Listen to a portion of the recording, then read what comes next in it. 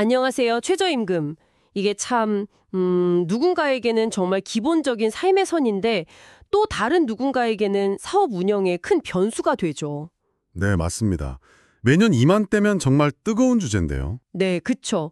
이게 매년 반복되는 논쟁인데 그 속을 들여다보면 사실 훨씬 더 복잡한 현실이 있는 것 같습니다.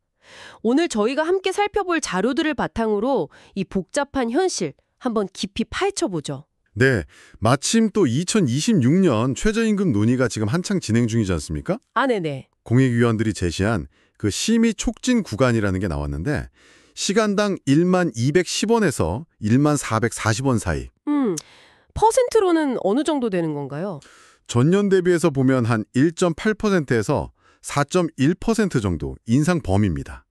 이게 뉴시스 보도를 보면 역대 정부 첫 회 인상률 중에서는 가장 낮은 수준이 될 수도 있다. 뭐 이런 관측이 나오면서 벌써부터 좀 노동계는 긴장하는 분위기인 것 같아요. 그렇군요. 그래서 이번 시간에는 이 자료들을 통해 자영업자랑 노동자 간의 갈등 문제, 또 그 이면에 있는 구조적인 문제들, 그리고 최저임금 인상이 실제로 경제에 미치는 파장, 또 최근에 다시 좀 불붙고 있는 것 같은데 차등 적용 논란까지 한번 핵심 쟁점들을 짚어보겠습니다. 네, 좋습니다.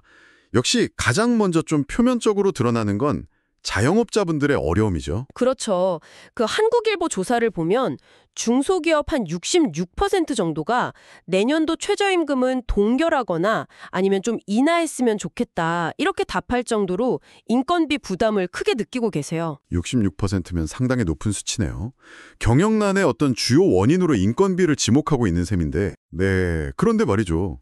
이게 좀 흥미로운 지점이 있어요.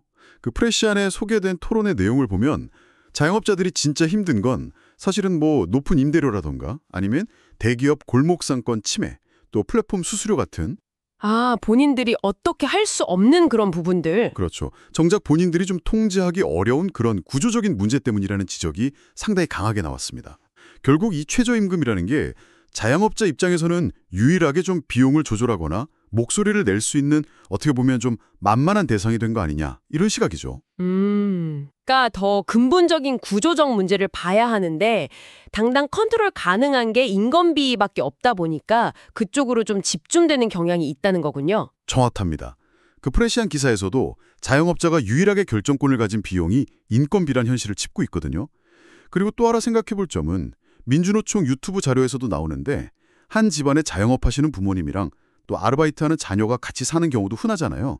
그렇죠. 많죠. 사실 이들이 막 서로 대립하고 싸울 대상이라기보다는 이 어려운 경제 현실을 같이 헤쳐나가야 할 뭐랄까 경제적 동반자일 수도 있다는 그런 관점도 좀 필요해 보입니다. 네, 맞는 말씀입니다. 소위 을들의 싸움으로만 볼 게 아니라는 거죠. 자, 그럼 최저임금 인상이 우리 경제 전반에는 어떤 영향을 미치는지 좀 살펴보죠. 일단 긍정적인 측면부터 보면요. 네.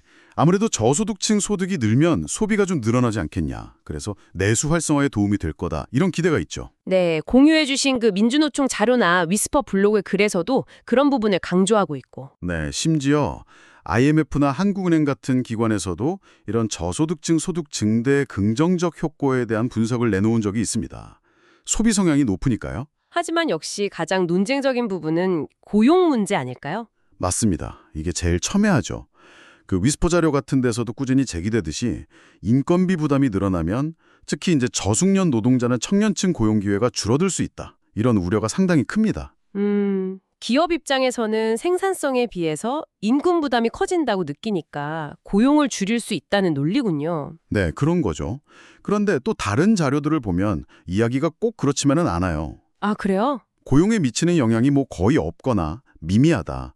혹은 뭐 특정 조건, 예를 들면 고용주의 어떤 시장 지배력이 굉장히 강한 시장 같은 곳에서는 오히려 고용을 늘릴 수도 있다.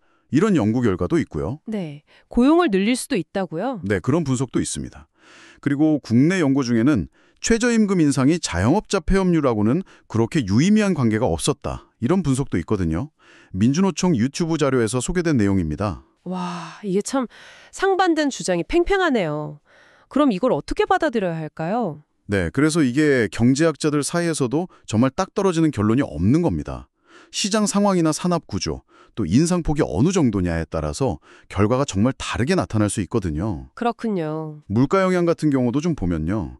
한국노동연구원 KRI 보고서에서는 최저임금을 한 10% 정도 인상하면 전체 물가는 약 0.2에서 0.4% 정도 상승할 수 있다. 이렇게 분석하고 있습니다. 아, 생각보다는 크지 않은 것 같기도 하고요. 네, 근데 이건 이제 다른 비용 조정 없이 오롯이 그냥 가격에 다 전가했을 경우의 최대치 효과다. 이렇게 해석하는 게 좀 맞을 것 같습니다.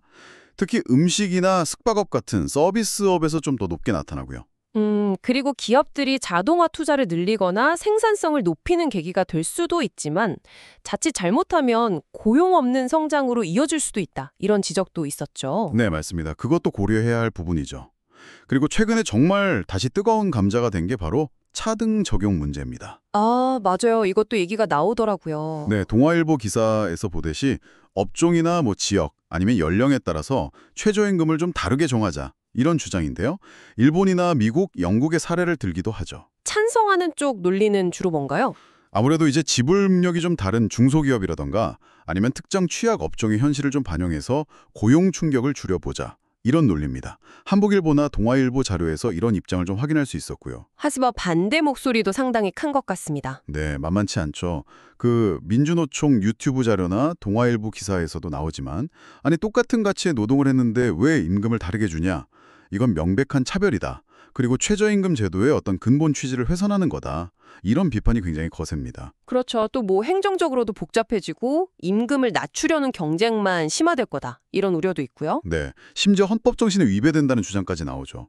실제로 1988년에 우리나라에서도 업종별 차등 적용을 도입했다가 딱 1년 만에 폐지했던 그런 역사도 있습니다. 아, 그랬었군요. 자, 그리고 마지막으로 좀 짚어볼 부분이 이 모든 논의에서 좀 자주 소외되는 그룹이 있는 것 같아요. 바로 플랫폼 노동자들인데요. 아, 네, 정말 중요한 지점입니다.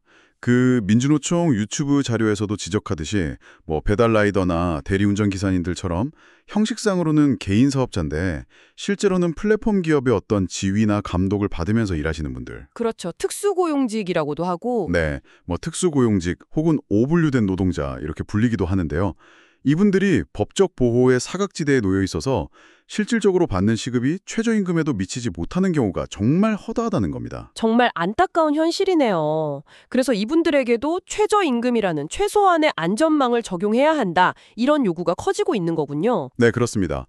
결국 이 최저임금 문제를 보면요. 이게 단순히 그냥 얼마를 주고받느냐 이 수준을 넘어서는 것 같아요. 네. 소비나 고용, 물가 같은 이런 거시경제 지표는 물론이고 아까 말씀드린 임대료 문제라던가 대기업과의 관계 같은 그런 구조적인 문제, 그리고 더 나아가서는 우리 사회의 어떤 분배정의, 공정성에 대한 질문과 아주 깊이 연결되어 있는 복잡한 문제라는 거죠. 네, 오늘 저희가 살펴본 자료들을 종합해보면 특히 플랫폼 노동자 같은 이런 새로운 고용 형태들이 최저임금 논의에서 좀 제대로 포괄되지 못하고 있다는 점이 분명해 보입니다. 기술이 계속 발전하면서 일하는 방식도 끊임없이 변하고 있잖아요. 그렇죠. 이런 시대에 과연 모두에게 공정한 최소한의 기준, 이러는 건 무엇일지, 그리고 그 기준은 어디까지, 또 누구를 품어야 하는 건지 청취자 여러분께서도 한번 깊이 생각해 보시면 좋겠습니다.